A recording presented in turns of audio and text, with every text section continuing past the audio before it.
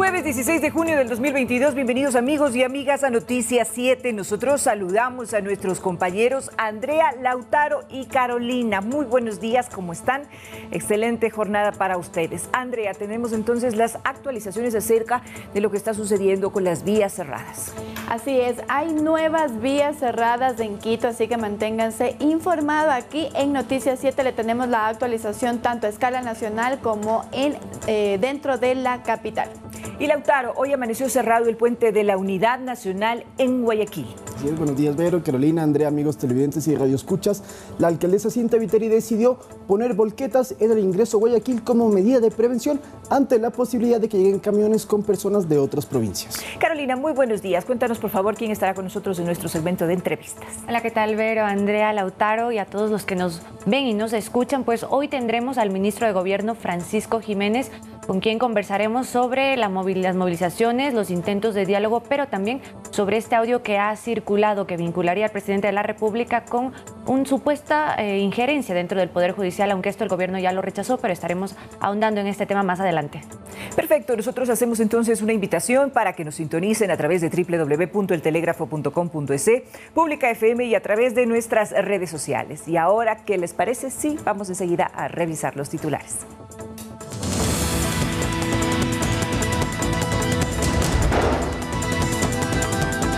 Continúan los cierres de vías en la capital por las manifestaciones.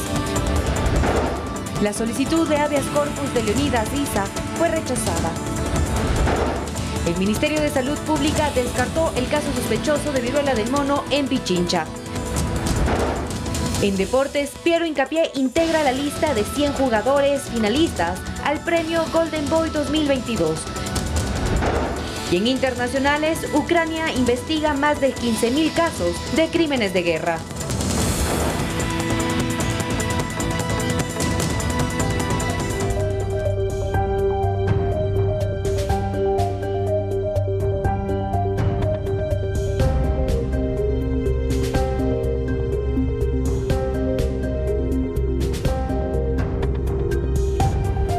Vamos con el detalle de la información, amigos televidentes. Como les habíamos manifestado al iniciar esta jornada, algunas vías del país continúan cerradas. Ponga atención, por favor. A continuación le vamos a decir precisamente las que se encuentran inhabilitadas en las provincias de Pichincha, Napo y Orellana.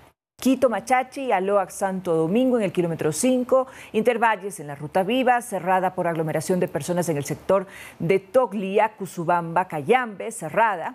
Ingreso a Cangagua por aglomeración de personas. Cuellabamba, Calderón, cerrada.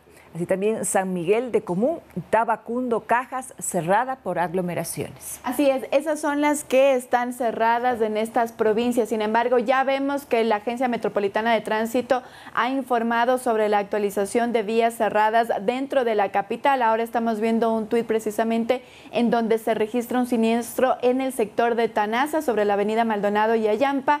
Se mantiene un cierre de 2 carriles en sentido sur-norte. Esto no es por movilizaciones, sino porque se ha volcado un camión que pertenecía a un grupo de manifestantes. Además, si me ayuda por favor el productor, hasta las 5:25 se tenía un cierre sobre la Panamericana Norte. Hay que tomar vías alternas si su destino es el aeropuerto. La Ruta Viva, la Avenida Interoceánica y la E35 están habilitadas para llegar hasta el aeropuerto Mariscal Sucre. Además, se encuentran cerradas la Avenida Mariscal Sucre y 24 de Mayo, el sector de San Roque. Hasta el momento se tienen ya registros de manifestantes en el lugar en todo lo que es los puentes del sector de San Roque. Además, la avenida Simón Bolívar en el redondel de Gualo estuvo bloqueada esta mañana. Sin embargo, conforme han ido pasando los minutos, ya se encuentra habilitada. Lo que sí hay es nuevamente un accidente de tránsito en la avenida Gualo. Un carro pequeño se estrelló contra un montículo de tierra que había en ese momento. A las 6:54 es el último reporte que tenemos de la Agencia Metropolitana de Tránsito. Se habilita ya la circulación vehicular en el sector de San Roque sobre la avenida Mariscal Sucre. Esa es la actualización. Ya se ha habilitado el sector de San Roque sobre la avenida Mariscal Sucre. Sin embargo, procure tomar vías alternas alternas porque seguramente esto va a ir cambiando durante los minutos en esta mañana y cuarta jornada de movilizaciones, Lauta. En cuanto al transporte metropolitano, esto es el trole de la Ecovía, les comentamos que las estaciones de Guamaní, Capulí, Morán Valverde y Quitumbe están cerradas desde las 5:45 de la mañana por presencia de manifestantes en el sur de la ciudad, mientras que las que sí están habilitadas y atendiendo a los usuarios son El Recreo, Labrador, Río Coca y Carcelén. De estas 4, 3 están en el norte. Reiteramos, El Recreo, Labrador, Río Coca y Carcelén están habilitadas. Esto en cuanto a las terminales de la Ecovía y del trolebús aquí en la ciudad de Quito. También se había hecho otros anuncios sobre lo que estaba ocurriendo en el sur de la capital. En la mañana el EQ911 había reportado sobre cierres focalizados en la avenida Teniente Hugo Ortiz y Francisco Soto, también en sentido norte-sur, en la Pedro Vicente Maldonado y Balsar, sentido sur-norte, en la Mariscal Sucre y Universitaria hasta la Rodrigo de Chávez en sentido norte-sur. Lo que vemos ahora en imágenes es justamente el reporte, el último reporte a las 7 de la mañana, según la Agencia Metropolitana de Tránsito, se mantiene el cierre vial sobre la avenida Intervalles. Hay que tomar vías alternas por su seguridad, dice la agencia. Tome la ruta viva que está habilitada hasta este momento. Correcto, amigos. Ahora les contamos que el puente de la Unidad Nacional en Guayaquil se encuentra bloqueado por camiones. La alcaldesa explica por qué en los siguientes tweets. Veamos. Yo les voy a comentar hasta eso. Sí, entonces... Sí, por favor, si los pueden colocar ya. Ahí está. Ok. Entonces, en Guayaquil, dice Cintia Viteri, se controlan las vías de ingreso a la ciudad para evitar la posible llegada de manifestantes en camiones. Esto a propósito de lo que ha sucedido en Quito, que ayer sí llegaron varios camiones con más de 200 personas, según se calcula. La alcaldía ha dispuesto el inicio de la fase 1 de un total de 5 accesos a la ciudad que estarán con presencia de volquetas con material pétreo, esto significa con piedras, que estarán, en el caso de que sea necesario, bloquear las vías para que no ingresen personas que podrían causar caos y desmanes en la ciudad. Esta medida se toma ante la movilización de camiones con dirección a la provincia del Guayas, información que maneja la alcaldía de Guayaquil.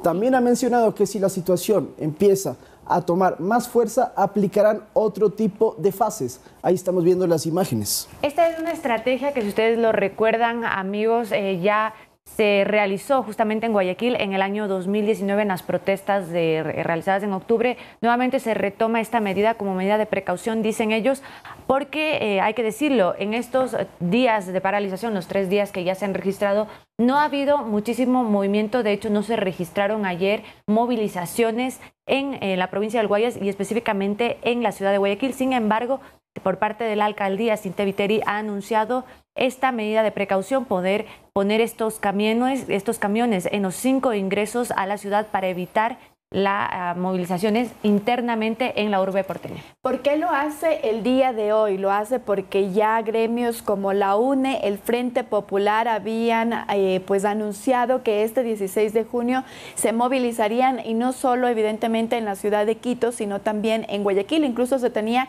ya prevista la hora en la que iniciarían las movilizaciones en Guayaquil, que era aproximadamente a las 15:30. Sin embargo, desde la noche de ayer, como hemos visto ya en imágenes, se ha cerrado el puente nacional de la Unidad Nacional en Guayaquil para no permitir que ingresen camiones con personas posiblemente manifestantes. En este momento la situación está controlada, sin embargo, reiteramos, es una medida de prevención. Allí están también agentes de la ATM, que es la Agencia de Tránsito Municipal, agentes municipales, en este caso de la Policía Ciudadana, y de la Corporación para la Seguridad Ciudadana, buscando controlar la situación. Recordemos que en Guayaquil no se han registrado incidentes violentos, vandálicos. Lo que ha habido son saqueos que son colindantes con esto que está pasando, pero no como tal dentro de las protestas. Sin embargo, como ya lo ha dicho Andrea y compañeros, entonces esta es una medida nueva que aplica la alcaldía de Guayaquil.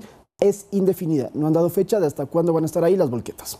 Ahora, cuando son las 7:09, tenemos una actualización, amigos televidentes, sobre las provincias y cantones que no tendrán clases presenciales. La medida se mantiene hasta ahora, Andrea.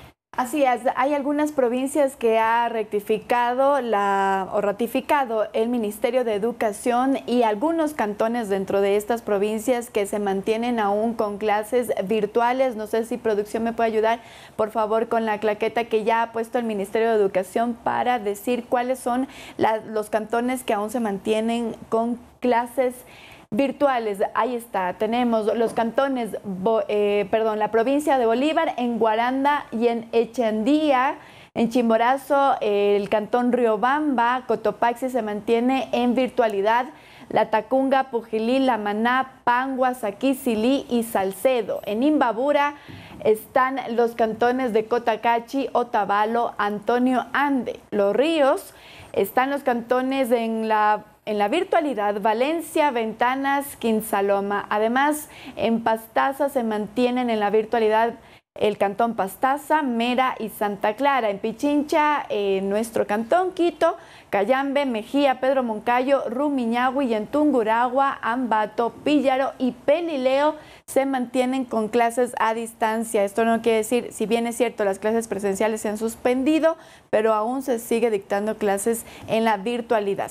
Justamente eso es lo que yo quería recalcar. No están suspendidas las clases. Ahora ustedes conocen que se aplica la modalidad virtual y eso es lo que está ocurriendo en estos momentos porque el Ministerio de Educación lo había advertido el día lunes, la afectación que se tiene y el retraso en la educación por el año de la pandemia que estuvo también suspendido y que eso ha afectado directamente en los menores de edad. Por eso ahora se recomienda esto, poder tener las clases, poder mantener a los niños y a los jóvenes en las escuelas, en los regímenes académicos, pero eso sí, a distancia debido a las condiciones ahorita de movilidad y los riesgos que se presentan en esta cuarta jornada de paro nacional.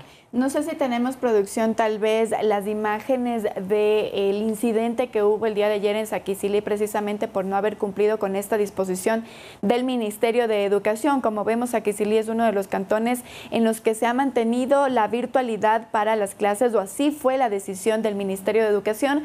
Sin embargo, hicieron caso omiso el día de ayer y ayer hubo un enfrentamiento entre manifestantes y la Policía Nacional justo en las afueras de una unidad educativa, lo que resultó evidentemente en la afectación a los estudiantes y posteriormente también en la destitución del rector de dicha unidad educativa. Si podemos ver otra vez el cuadro, sería interesante analizar la situación de por qué en estas provincias hay estos incidentes.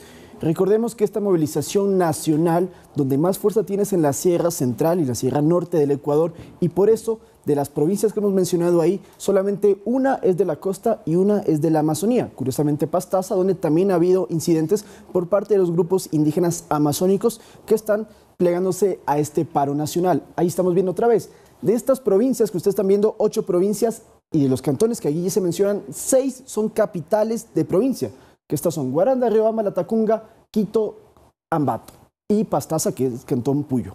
Estas son, entonces, esto nos está demostrando que en las ciudades más importantes de cada provincia es donde hay incidentes y por eso no pueden haber clases presenciales, porque en la primera jornada del paro nacional, esto fue el lunes, sí estaban todavía habilitadas las clases, se registraron afectaciones tanto de la movilidad que impidió que los niños vayan a las clases. 57,000 estudiantes de más de 140 unidades educativas se vieron afectadas y no pudieron cumplir con la jornada normal.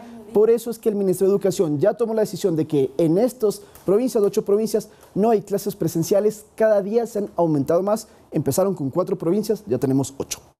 La situación está compleja, compañeros, amigos televidentes, y hay varios temas también que hay que destacar. Por ejemplo, la escasez de algunos productos. En la provincia de La Suay se está manifestando que existe ya escasez de gas de uso doméstico debido precisamente al cierre de vías, porque se está impidiendo que lleguen estos productos a las ciudades. Lo mismo está sucediendo en Quito. Sin embargo, en Quito la situación es compleja en el sector de los mercados, no necesariamente en el tema del gas. Y existe especulación en los precios, de tal manera que hacemos un llamado a la autoridad municipal para que pueda visitar los mercados de la ciudad y que no se dé este tipo de especulaciones.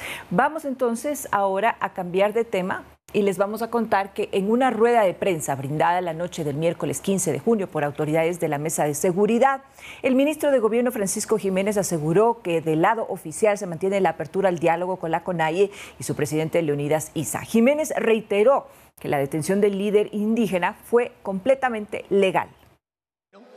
Él tiene todo el derecho de decir que el paro se mantiene y nosotros tenemos todo el derecho de decir que estamos abiertos al diálogo, porque nosotros, como gobierno democráticamente electo, tenemos un mandato que cumplir y representamos a 17 millones de ecuatorianos. El ministro también se refirió a la intención de instituciones que expresaron su voluntad para actuar como puentes, como mediadores, es decir, ¿no?, entre el gobierno y la CONAIE, aunque prefirió mantener el nombre de estas organizaciones en reserva. Organizaciones que nos han propuesto mediar para poder sentarnos a una mesa de diálogo con el movimiento indígena y particularmente con la CONAIE. Ellos, entiendo, nos han preguntado si pueden formalizar esas peticiones en las próximas horas o hasta el día de mañana. Les hemos dicho que no tenemos ningún inconveniente, así que estamos a la espera de que estos terceros, para que sea un ambiente más bien imparcial, se manifiesten con las invitaciones respectivas y como lo hemos dicho, nosotros mantenemos las puertas de este palacio abiertas para buscar las soluciones en pro de las grandes mayorías y, por supuesto, de todos los ecuatorianos. Bueno, entonces parte de esta apertura al diálogo de la que se ha hablado tanto, el gobierno en días anteriores ha dicho que las puertas de Carondelet están abiertas para que llegue la CONAIE. La CONAIE, en cambio, dice que más que el diálogo lo que quieren es que los 10 puntos que ellos han planteado se tramiten cuanto antes. Eso es lo que están pidiendo ellos y por eso Leonidas Issa dijo que él apunta a un paro indefinido hasta que no se resuelvan estos 10 puntos que están sobre la mesa. Es interesante la aplicación de un grupo que sea mediador, que todavía no conocemos quién puede ser, pero es algo que se ha aplicado tanto en el país, porque en las protestas de octubre de 2019 también hubo mediadores, como en otras naciones donde hay conflictos mucho más fuertes. Voy a Colombia directamente, cuando ha habido problemas, por ejemplo, con las guerrillas, entran grupos que son mediadores y que permiten crear estas mesas técnicas de diálogo. En el Ecuador habrá que esperar porque la CONAIE ha dicho que no quieren mesas de diálogo, lo que quieren es que esos 10 puntos sean revisados cuanto antes. Y históricamente, hay que recordarlo, todos los levantamientos indígenas que se han registrado en el país han terminado a través del diálogo. De hecho, hay que decirlo, todos los presidentes de la República han enfrentado levantamientos indígenas y el último que vimos, que fue el más fuerte, que lo hemos mencionado reiteradamente aquí, es sobre lo que ocurrió en octubre de 2019. Hubo esta mediación que estuvo incluso involucrada también la ONU, la Conferencia Episcopal. Veremos ahora qué ocurre. Sin embargo, lo que plantea y lo que planteaba Leonidas Issa cuando hicieron pública la agenda de 10 puntos es que decían que se agotaron las instancias de diálogo para la CONAIE, porque a su decir estaban ya sobre la mesa estos puntos y pues el gobierno había hecho caso omiso y por eso tomaban medidas de hecho, que es el paro nacional en el que hoy nos encontramos y en el cuarto día, André. El día de ayer, después de su salida, y también les vamos a contar más adelante cómo fue la salida de Leonidas Issa de su detención, había dado ya una rueda de prensa Leonidas Issa en donde ha dicho, ya instado a sus bases que se queden en los territorios. Sin embargo, ha dicho que también analizarán si este 16 de junio también dentro de Quito la gente se levanta para poder ellos también ingresar. Sin embargo, no es una decisión que aún se ha tomado de parte del movimiento indígena, lo están analizando. Lo que ha dicho ayer el presidente de la CONAIE es que los gremios deberían quedarse, o digamos, las bases deberían quedarse en territorio.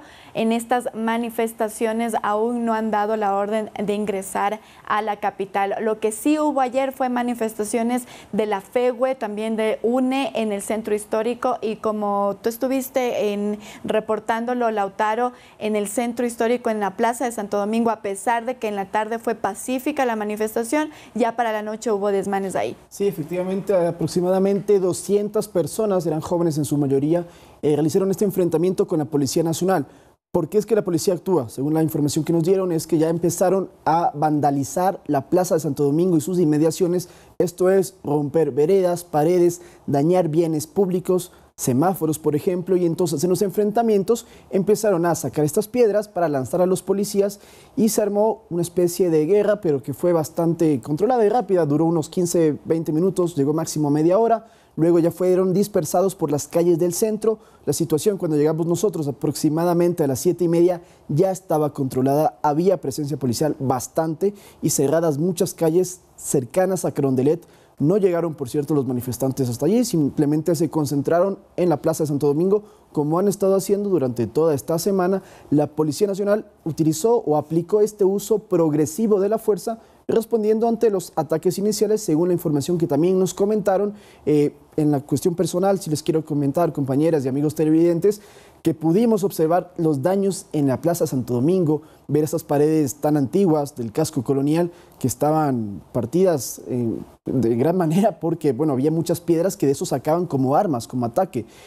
Había también estos semáforos que luego, bueno, esto va a impedir la movilidad a futuro porque recordemos que dañar este tipo de bienes perjudica a la ciudadanía, según lo que ha dicho el ministerio, inclusive como dato y como contexto, cuando dañaron el patrullero, y lo dijo ayer Jiménez, eso afecta también entonces a la seguridad ciudadana. Y en ese sentido también vemos que los municipios se están uniendo. Hoy el municipio de Quito ha convocado a las 12 horas a una reunión extraordinaria precisamente para solicitar el diálogo entre la CONAIE y el gobierno para solucionar este tema. Y es así que la alcaldía de Quito, junto a las municipalidades de Cuenca, Ambato, Riobamba, también Ibarra y La Tacunga convocan precisamente a la paz. Y es por eso que también hacemos un llamado a que todas las autoridades en general de los GAT se puedan unir y que puedan fomentar esta situación de diálogo entre la CONAIE y el gobierno para evitar más desmanes y cierres de vías en las diferentes ciudades. Justamente eso es lo que también ha hecho Leonidas Diza, líder indígena, cuando hablaba con sus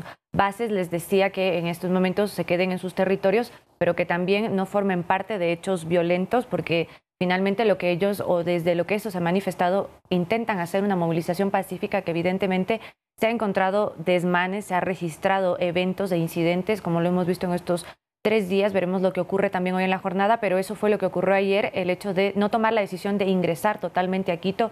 Estuvieron hasta el redondel de la Villaflora y luego se regresaron a la zona de Cutuglagua.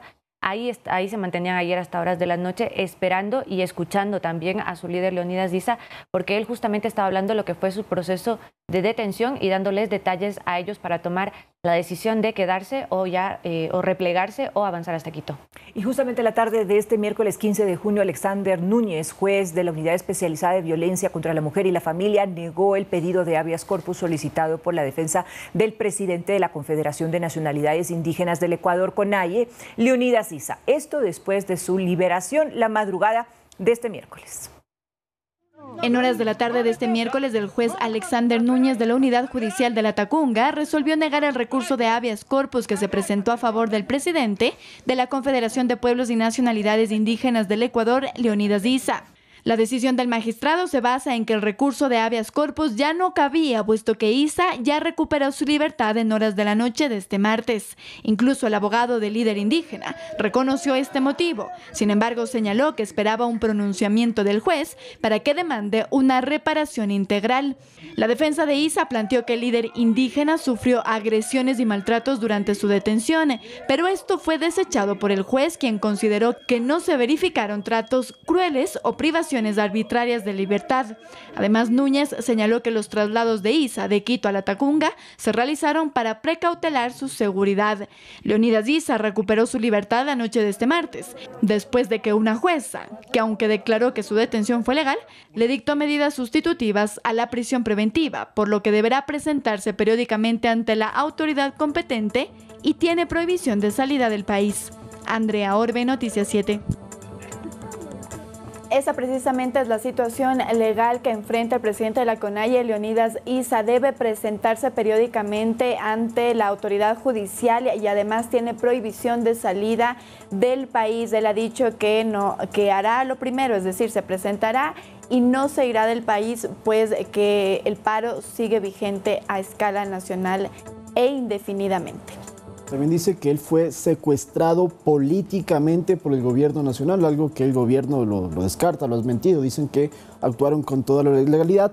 Ahora, en cuanto al habeas corpus, ayer lo comentábamos, efectivamente, si ya salió liberado, no cabía que se aplique un habeas corpus cuando ya no está detenido. Además que es una medida constitucional que se aplica cuando hay una sentencia ejecutoriada, que en este caso Isa estaba recién entrando en esta instrucción penal. Así es, evidentemente no tenía nada que ver lo uno con lo otro. Leonidas Diza tendrá que seguir su proceso legal por el delito que se le acusa de obstrucción de un servicio público. Esto tendrá que, el juicio está llamado para el 4 de julio. Ahí es donde se podrá analizar si existen los elementos o no para poder llamarlo evidentemente a juicio. Esta es una audiencia previa como tal, se tomará la determinación, pero el tema del habeas corpus, como ya lo han explicado, no tenía que ver con el procedimiento penal. Este era un tema constitucional que ya fue descartado y que sobre todo se reiteró el tema de la legalidad de su detención y también el hecho de no haber sufrido vejaciones durante la misma. Esto es algo que rechazan por parte de la CONAIE, que aseguró que sí existieron abusos, pero esto evidentemente ante la justicia ecuatoriana por lo menos ya fue descartado. Es momento de hacer una pausa, queridos compañeros, amigos televidentes. Cuando regresemos de la misma vamos a analizar qué es lo que está sucediendo en cuanto al aspecto económico, ya que este paro nacional está provocando pérdidas inmensas en la economía de nuestro país. Con los detalles ya regresamos.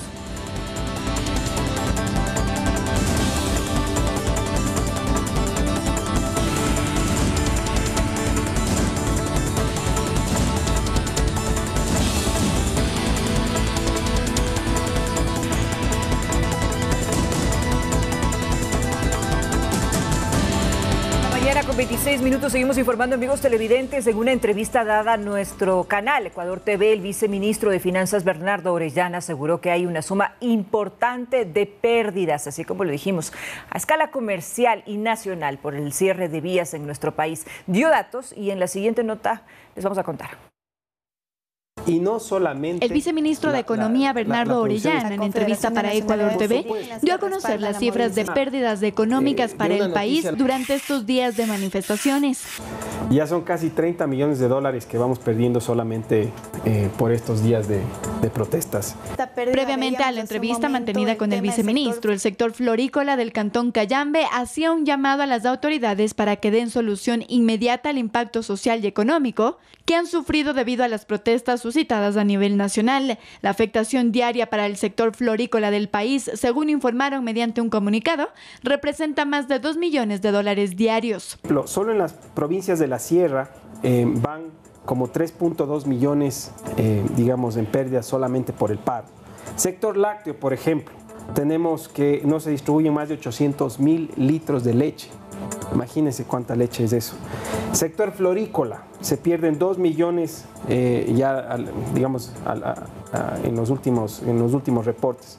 Brócoli en Cotopaxi, también tenemos 300.000 dólares de pérdidas diarias. En cuanto a la paralización de 8 pozos petroleros, lo que representaría 1.400 barriles de petróleo diarios que no se están exportando, el viceministro aseguró que se calcula una pérdida de 1.2 millones de dólares, mientras que en el sector turístico se estima que en los 3 días de paro se han perdido cerca de 5 millones de dólares. Andrea Orbe, Noticias 7. Lo hemos visto en la nota, las florícolas de Cayambe hacen un llamado a que se paren estas movilizaciones porque ya van más de 2 millones de dólares en pérdidas por la exportación de este producto, que es uno de que tiene más porcentaje de exportación en el Ecuador. Vamos 4 días de paralización, que son más de ya 20 millones de dólares de pérdidas. Como un dato de contexto, en 2019 fueron 821 millones de dólares que se perdieron en las protestas de ese año, que fueron de más tiempo, fueron del 3 al 14 de octubre, es decir, son 11 días de movilizaciones, y fueron 800 millones. Entonces, haga usted el cálculo de cuánto podríamos perder si continuamos con estas paralizaciones que hasta el momento, reiteramos, son indefinidas. Pero además del tema de la pérdida económica interna, también hay que ver cómo se ve esto y cómo afecta también a la credibilidad y la confianza de Ecuador a nuestros inversores externos. Eso justamente revisábamos el riesgo país, hasta el día de ayer subió 91 puntos, estamos en 944 puntos.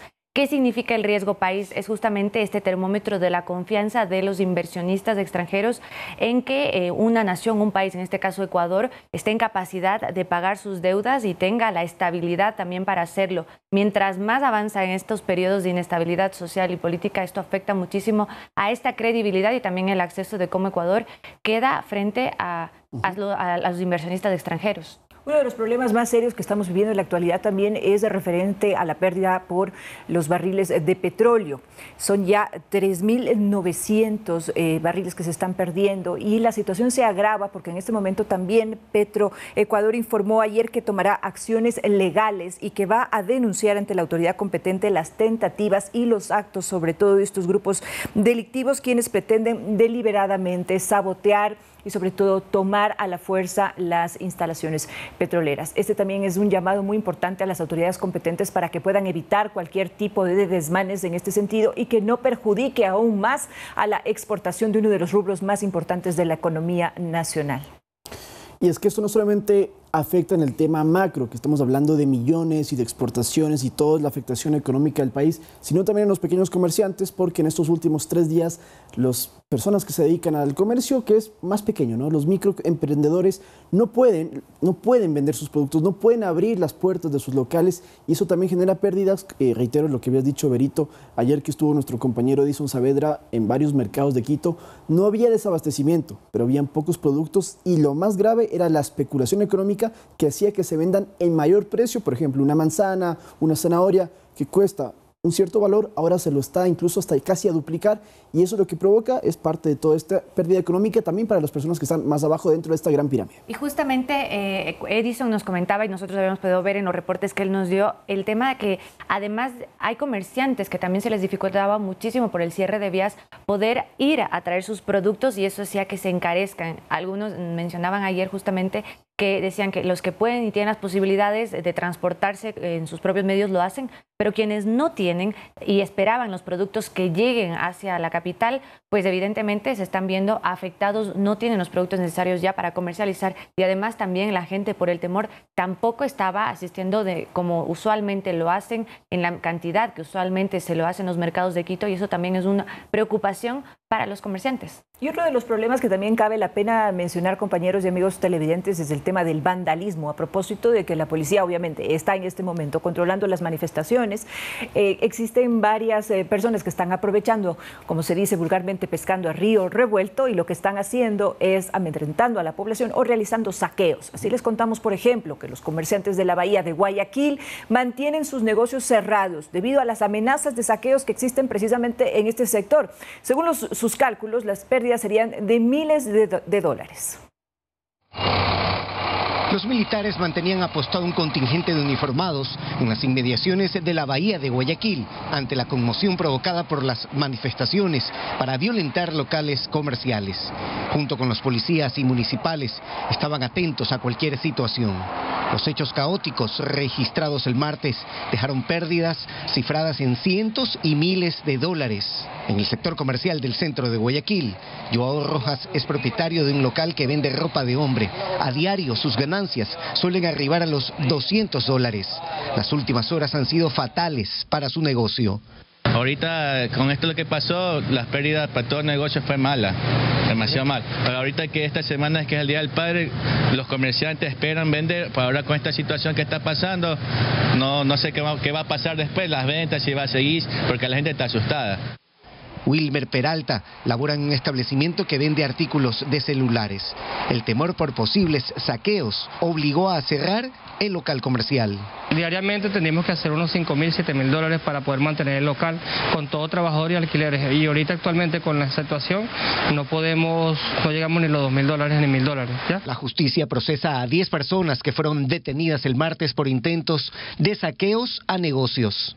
8 de las aprehensiones por intento de saqueos a locales comerciales ocurrieron a eso de las 2 de la tarde del martes. Comenzaron a saquear estos 2 almacenes, Tuti y Tía. Enseguida llegaron la policía.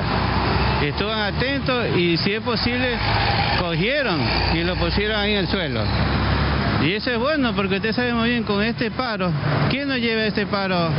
No nos lleva nada. Se reportaron varios intentos de saqueo en el centro de Guayaquil, en las calles Chimborazo y Chile, en el mercado de las 4 Manzanas, en Pedro Moncayo y Aguirre, en Quito y Clemente Ballén, en Machala y Padre Solano, en el suburbio de Guayaquil, en las calles 23 y la J hasta la 29, en la 11 y la H, en el sector de Cisne 2, en Gómez Rendón desde la 25 hasta la 30, y en el sur de Guayaquil, en la Ciudadela Floresta 1, y en Los Esteros, en las Malvinas y en la Isla Trinitaria. Yo vendo humitas y bollo, hallacas en mi moto, recorro casi media ciudad.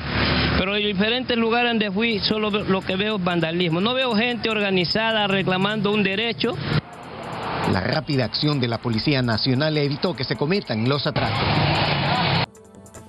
Es lo que decíamos, las pérdidas comerciales y lamentablemente justo antes del Día del Padre, en donde se iban a registrar muchísimas ventas, lo que hemos visto en la bahía es realmente extraño. Ustedes no sé si han visitado la bahía, pero realmente ahí hay muchísima gente cuando uno va a poder comprar. Sin embargo, lo hemos visto en imágenes, ahora luce vacía porque evidentemente la gente tiene miedo y recordemos, hace 2 días se registraron saqueos en toda esta zona y es por eso que la gente ha decidido más bien no acercarse por ahí. Igual estaremos pendientes de lo que ocurra la jornada de hoy, porque como vemos en imágenes, esto fue el día de ayer. No se registraban personas dentro de la bahía que pudieran acercarse a los locales comerciales a comprar. Hemos escuchado también a los comerciantes que han tenido que incluso cerrar sus puertas y evidentemente esto ha perjudicado a su economía.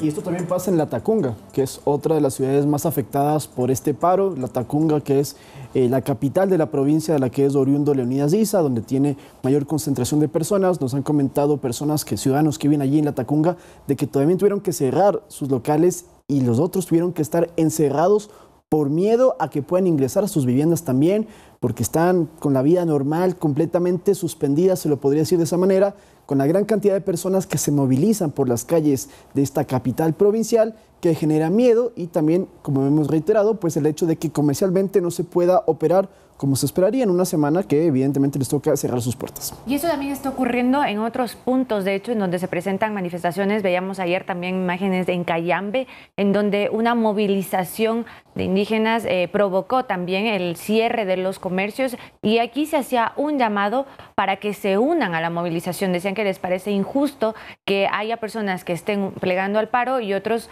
que estén comerciando, que no les parecía justo a las personas que estaban organizando estas manifestaciones, pero claro, los comerciantes también expresaban su malestar porque ellos pedían querer trabajar, querer recuperarse, no necesariamente querer unirse al paro. Sin embargo, esto ocurrió en la ciudad de Cayambe, como les digo, en varios puntos del país, en donde nosotros vemos esto, que muchos comerciantes, por el riesgo y por las amenazas de posibles saqueos, han decidido cerrar sus locales, y esto evidentemente también crea una afectación en los pequeños comerciantes. Y una información de último minuto, acaba de publicar el municipio de Quito que el mercado mayorista tiene presencia de manifestantes en los accesos norte y sur de este centro de abastos. Están buscando que haya custodia policial para poder evitar que esto pase a mayores. Hay peligro de que no se pueda abastecer entonces a la población y este centro de distribución masivo en la capital por la presencia de manifestantes que ya llegaron a esta zona. Justamente revisábamos información que se compartía del ECU y algunos compañeros periodistas decían que eviten las personas ir hasta esta zona del centro del mercado mayorista porque había aglomeración de personas violentas que estaban bajando las llantas de los autos, así que les decimos que tengan precaución a las personas que están transitando por esa vía. Muy bien, y hacemos una actualización de las vías que se encuentran habilitadas hasta el momento. Se encuentra ya habilitado completamente el sector de Hualo en sentido norte-sur. Ahí se mantiene personal realizando la limpieza en sentido sur-norte. Lo que había ocurrido es que esta madrugada habían manifestantes, se había puesto ahí un montículo de tierra y lamentablemente una persona por la noche, la oscuridad, no se dio cuenta y se estrelló. También el sector de San Roque está completamente habilitado. Este sector también amaneció con manifestantes con llantas incendiadas, pero a esta hora, siendo las 7:39 de la mañana, ya está habilitado también el sector de San Roque, los dos puentes. No sé si producción me puede ayudar, pero tenemos un video de nuestra compañera Manuela Bedón, que ayer estuvo en el sector de Guajaló y ella grabó cómo están quemando las llantas y cómo es este procedimiento para que nuestros amigos televidentes puedan verlo. Mientras tanto, también me gustaría que Carolina nos comente algo que le vamos a preguntar al ministro de Gobierno, que en pocos minutos viene,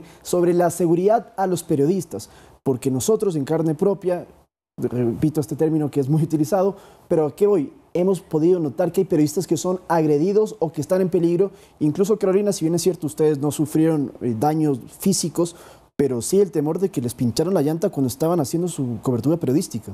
Pues sí, justamente esto ocurrió ayer en la noche, luego de nuestra cobertura que hacíamos para el Estelar. Un grupo de manifestantes que se encontraban en Cutuglagua nos encontramos de frente y ellos pues nos arrinconaron y uno de ellos Realmente no nos reconocieron como periodistas, pero sí estaban haciendo un llamado a las personas y nos decían, como si fuéramos cualquier ciudadano, que no salgamos de nuestras casas, y nos poncharon las llantas. Esto está ocurriendo justamente en esta parte, decíamos ayer en nuestra microonda, que es donde está el grueso de la concentración de manifestantes indígenas, que ellos estaban a la espera de las directrices para poder replegarse o avanzar hacia Quito. Es cierto que nosotros no vimos control policial. En ese punto no había un solo policía. De hecho, en ese punto y algunos kilómetros a la redonda no habían policías, tampoco había personal, agentes metropolitanos, ni nada por el estilo. Hubo una patrulla que en medio de nuestras microondas pasó, pero simplemente causó un revuelo en las manifestantes y se fue de largo. Sí es una pregunta de qué está pasando aquí, por qué no existe ese control, y evidentemente no solo nosotros estamos en riesgo, sino, como decimos, también los ciudadanos de nuestros alrededores se les amedrenta para que no puedan salir.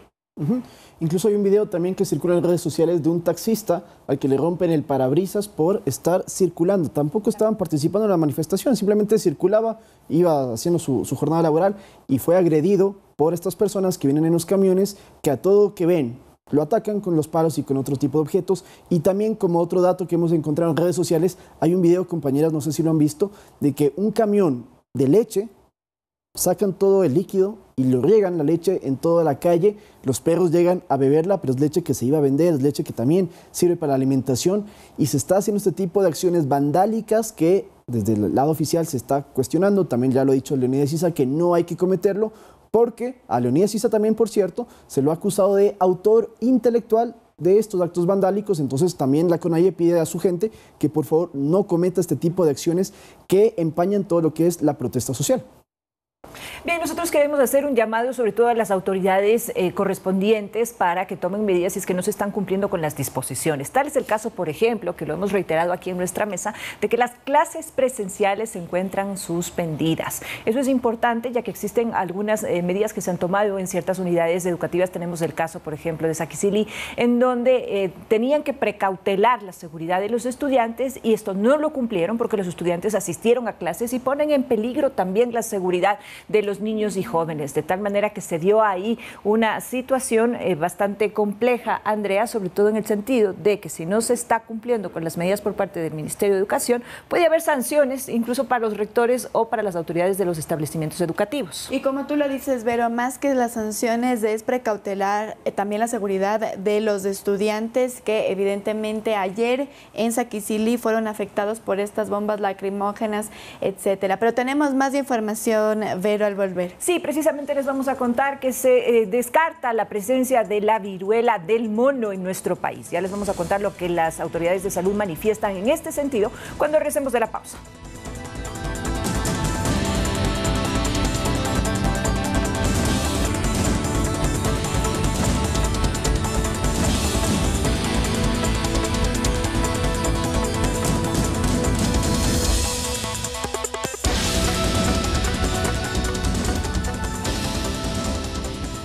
Seguimos informando, 7 de la mañana con 45 minutos, amigos televidentes. Atención, el Gobierno Nacional se pronunció la mañana de este miércoles luego de un audio que circuló en un medio de comunicación digital y en el que se relacionaba al presidente de la República, Guillermo Lasso, con un supuesto interés para que la justicia evitara la destitución de Guadalupe Llori como titular de la Asamblea Nacional. A través de un comunicado de prensa, el gobierno rechazó las afirmaciones vertidas sobre que el primer mandatario buscara influir en una decisión judicial, como se escucha hablar al vocal del Consejo de la Judicatura, Juan José Morillo, en conversación con la vocal Maribel Barreno y el juez Gustavo Osejo. El presidente de la República manifiesta que no ha hablado ni hablará con ningún funcionario del Consejo de la Judicatura sobre este o ningún otro proceso judicial.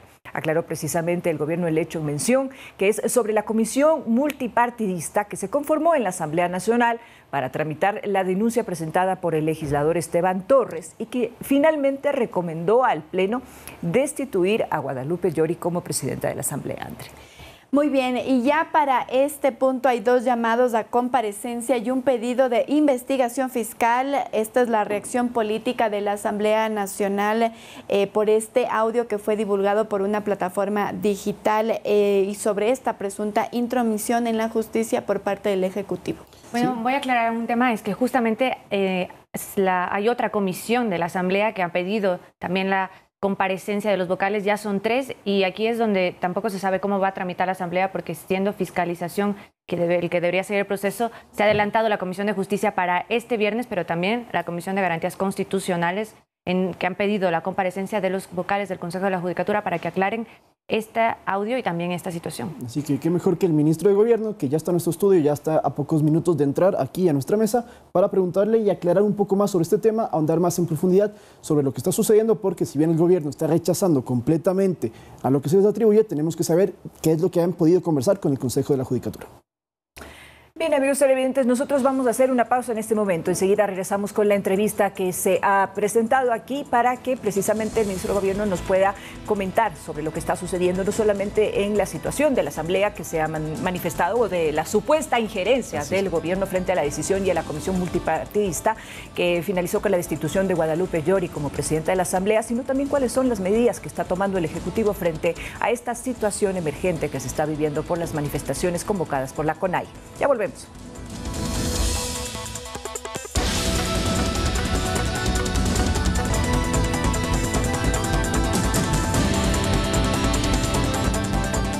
7 de la mañana con 49 minutos y ya se encuentra en nuestro estudio el ministro de Gobierno Francisco Jiménez para conversar un poco sobre lo que ha sido la jornada de movilizaciones ya hoy en su 4.º día. Buenos días, ministro, muchísimas gracias por el espacio de entrevista aquí.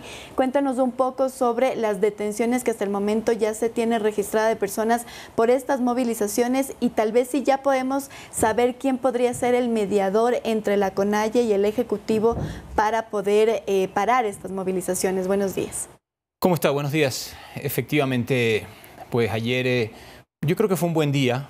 Al final del día pues hubo una manifestación sobre todo alrededor del centro histórico en lo que se refiere a Quito y eso obligó a tomar algunas medidas, pero nada mayor. Hoy día pues están anunciados otros grupos políticos que quieren manifestarse y organizaciones y nosotros vamos a cumplir con lo que dice la Constitución.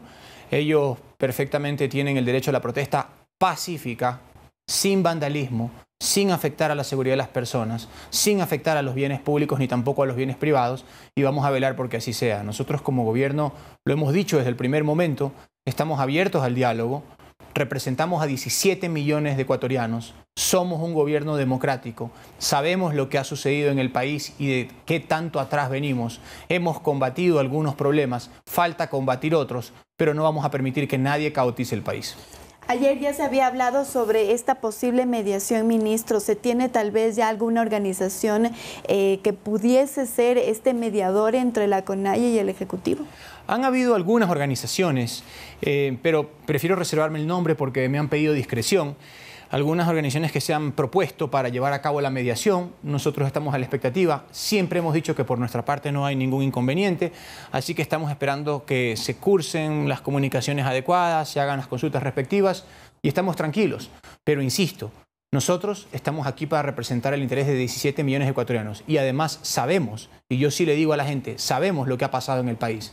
Veníamos de un país quebrado, con una deuda de 7.000 millones, veníamos de un país con una pandemia sanitaria que había matado a mucha gente, veníamos de un país con problemas de seguridad muy importantes, tenemos un año en el poder, algunas cosas hemos podido solucionar, otras definitivamente faltan, pero lo peor que puede pasar ahorita es que determinados grupos políticos no entiendan el momento en que vivimos y no entiendan el rol de ellos dentro de ese momento. No es el momento para calentar las calles ni para actuar contra la seguridad de las personas, contra la seguridad de los bienes. Es el momento de trabajar en conjunto. Nosotros no somos indiferentes, nosotros escuchamos. Por ejemplo, hemos empezado a pagar la deuda histórica del IES, que son algunos miles de millones de dólares, ya desembolsamos 120 millones hace 2 semanas. Por ejemplo, hemos dado un crédito ya por 100 millones para el sector agrícola, al 1% a 30 años plazo y vamos a desembolsar 100 millones más. Por ejemplo, hemos tomado medidas para modernizar el sistema hospitalario del país y sobre todo el sistema de entrega de medicinas a través de la externalización y vamos a seguir desarrollando otras acciones. Por ejemplo, hemos impulsado el bono para las madres que están en proceso de gestación e incrementado el bono de desarrollo humano. La gente tiene que saber estas cosas porque estamos trabajando por ustedes y sabemos lo que han sufrido, pero lo que no podemos permitir es que el país se pare. Ministro, pero la mediación es el único camino porque no se habla directamente con la CONAIE, no se habla directamente con Leonidas Diza. Estamos hablando ya del 4º día de paralización. Podrían haber hablado estos 3 días posteriores. ¿Ha habido algún acercamiento? Bueno, lo que pasa es que él también estaba teniendo que afrontar procesos judiciales y después él ha tenido su agenda política también. ¿Pero han intentado este acercamiento de parte del gobierno? Nosotros estamos a la expectativa de que se produzca la mediación y hemos evidenciado de forma clara que estamos dispuestos a esta mediación. Pero para mediar se necesitan 2 partes, o más bien 3, porque uno es el que media y las otras 2 partes son las que escuchan. Nosotros ya hemos dejado claro que tenemos toda la predisposición para escuchar y para dialogar, pero también se necesita la receptividad de la otra parte. Pero, ministro, quiere bajarse el presidente, eso es lo que ha dicho la CONAIE y la gente que está dentro de estas movilizaciones. ¿Ustedes como gobierno están conscientes de eso? ¿Se puede mediar cuando hay una parte que lo que busca es la desestabilización política del país? Pero ¿cuál es la alternativa en un Estado democrático? La democracia siempre tiene que elevarse por encima de quienes no creen en ella. Los gobiernos republicanos tienen que entender, y nosotros lo entendemos, que hay gente que no necesariamente le gustan las reglas del juego democrático, pero nosotros estamos aquí por 17 millones de ecuatorianos y eso nos obliga a una exigencia mayor. Sabemos que en estos tiempos también hay una guerra psicológica con un montón de información falsa, real, exagerada, minimizada, que existe en redes. Y yo también quiero decirle a la ciudadanía que deben informarse a través de los canales oficiales. No crean todo lo que dicen redes porque no es cierto. Hay muchas cosas que son de otra época, otras que son falsas y otras que están exageradas. Y lo que sí tienen que tener claro es que aquí hay un gobierno que representa sus intereses. Hay un gobierno que escucha. Hay un gobierno que quiere el progreso del país. E independientemente de cuáles sean las acciones de los diferentes grupos, hay un gobierno que está dispuesto a sentarse a conversar. ¿Pero cuándo? Porque ya estamos en el 4º día de protestas. ¿Cuándo empezará este diálogo? ¿Cuándo se concretará los mediadores? No puedo darle esa fecha, ni puedo darle ese momento, porque como le dije, somos 2 las personas que se necesitan para poder conversar. Y nosotros ya hemos estado claros que sí estamos dispuestos, pero el cuándo depende también de que la otra parte tenga su predisposición, porque yo no puedo agarrarlo y sentarlo en una silla y ponerlo ahí en el palacio y decirle, ok, conversemos, porque si no existe la predisposición de la otra parte, eso es muy difícil. Entonces, en la realidad, en la práctica, es que las partes en conflictos deben mostrar su predisposición para dialogar. Por nuestra parte, existe. Estamos esperando de que ellos también evidencien que existe también de parte de ellos. Pero ¿y el gobierno por qué no da este primer paso? Que es algo que en la ciudadanía se preguntan. Ustedes han dicho, sí, Carondelet está con las puertas abiertas, pero la CONAIE dice, nosotros no vamos a ir allá, sino que vengan acá, y el gobierno todavía se mantiene como en un solo lado. ¿Por qué, ministro? Nosotros no hemos dicho que no vamos a ir allá. Y tampoco hemos dicho que no tenemos esa predisposición. Hemos dicho que estamos dispuestos a conversar y ha habido conversaciones cruzadas de algunos actores en determinados momentos. Pero lo cierto también es que debe haber una doble predisposición. Y nuestra obligación es proteger a los 17 millones de ecuatorianos. También nuestra obligación es buscar la manera de solucionar los problemas. Y tenemos esa predisposición para hacerlo. Pero insisto, no podemos obligar a nadie a sentarse. Pero sí estamos dispuestos y sobre todo con las herramientas adecuadas para poder ir solucionando los problemas. Ministro, quisiera cambiar de tema debido al tiempo y es por este audio que ayer se filtró, digamos, en una plataforma digital en donde se podría ver una posible intromisión del Ejecutivo en la función judicial. Ya se ha pronunciado el presidente Guillermo Lasso, sin embargo, la pregunta es, ¿va a haber tal vez alguna otra acción en materia judicial? Es decir, tal vez una denuncia por este audio que se ha filtrado. Nosotros no nos entrometemos con la función judicial. Lo hemos dicho desde el primer día de gobierno. En algunos momentos ha habido decisiones importantes que han debido adoptarse y alguna vez nos han solicitado nuestra opinión, pero jamás nuestra intromisión. El presidente de la República respeta el Estado de Derecho, respeta la separación de poderes, lo hemos dicho desde el día 1, con sentencias que nos han gustado y sentencias que no nos han gustado, con algunas que nos parece que se ajustan a los principios de derecho y a la ley y otras que nos parece que son irregulares. Pero independientemente de eso, nuestro comportamiento sigue siendo el mismo. Nosotros no tenemos nada que ver con las decisiones judiciales, para eso están los jueces. Apoyamos el fortalecimiento del Consejo de la Judicatura, así como de las instituciones de administración de justicia, y tenemos que manejarnos conforme a esos parámetros. ¿Se va a poner tal vez alguna acción, es decir, alguna denuncia por este audio o se quedará tal vez solo en esta declaración? Por lo pronto es solamente una declaración, no hay absolutamente nada sustancioso que nos haga llevar a cabo una denuncia. Tendremos que ver cómo se desarrollan las cosas en los próximos días, pero nuestra actitud sigue siendo invariable. Si vemos que eso representa alguna contingencia para la imagen o la seriedad de credibilidad de la palabra del presidente, seguramente interpondremos alguna acción. Pero por ahora yo creo que toda la ciudadanía tiene claro que somos un gobierno que respeta el Estado de Derecho y sobre todo respeta las diferentes funciones. La Asamblea Nacional ya ha hecho varias convocatorias para comparecer a los vocales de la Judicatura por este audio. En el caso de que los convoquen a ustedes o al mismo presidente, ¿asistirán a la Asamblea? Sí, claro. Tenemos que asistir. Es lo que forma parte de un sistema constitucional. Tendremos que evidenciar cuáles son nuestros argumentos, pero al final del día son muy simples. No tenemos nada que ver. No hemos incidido en ninguna decisión, no existe ningún involucramiento ni del presidente ni de sus funcionarios en relación con este asunto. ¿El presidente no tenía la intención de mantener a Guadalupe Llori en la presidencia de la Asamblea? El presidente, al igual que nosotros, al igual que el Ministerio de Gobierno, siempre hemos dicho que le apostamos a la institucionalidad. Y la institucionalidad significa que las autoridades cumplan el periodo para el cual fueron electos. Esa ha sido nuestra posición invariable. Ahora, independientemente de que esa decisión o independientemente de que esa intención se plasme o no, ya es un asunto de otras instituciones. Nosotros, como hemos dicho, siempre hemos reforzado y apostado a la institucionalidad. Muy bien, muchísimas gracias, ministro, por su presencia aquí. Nosotros tenemos que despedirnos, amigos televidentes, pero recuerden estar informados a través de Ecuador TV con las emisiones especiales que realizaremos a partir de las 10:30 de la mañana hasta las 8 de la noche. Muchísimas gracias, ministro. Muchas gracias. Buen día para todos. Gracias.